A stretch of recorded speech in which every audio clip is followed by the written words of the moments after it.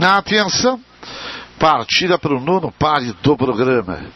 Gonzo vai para a dianteira, tira andar de cabeça, mas avança lá por fora, Bandido Coração e o domina e foge um corpo inteiro, caindo na real terceiro, Anete de Dulce em quarto, Rebento em quinto, Bellatrix, Regales e Rere Suite, mais Idea Six, depois último longe, Resende. Final da reta, vão descer a grande curva e Bandido Coração tem um corpo e meio, dois, caindo na real, segundo Gonzo, terceiro Rebento e Anete de Dulce brigando, depois de Idea Six, a seguir Bellatrix, Regales, Rere Suite, último Resende, já descem a primeira parte da grande curva e a ponta é sempre do número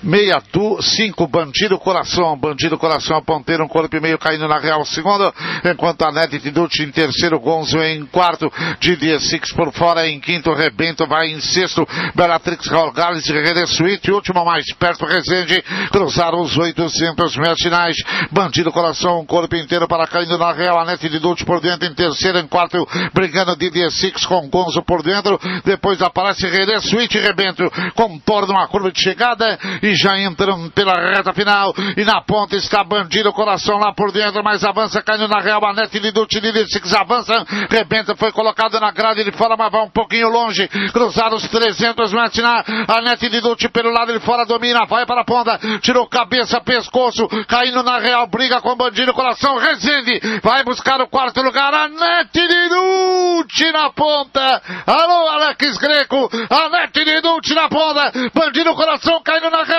e mais Gonzo brigam, cruzam a faixa final. Foi esse o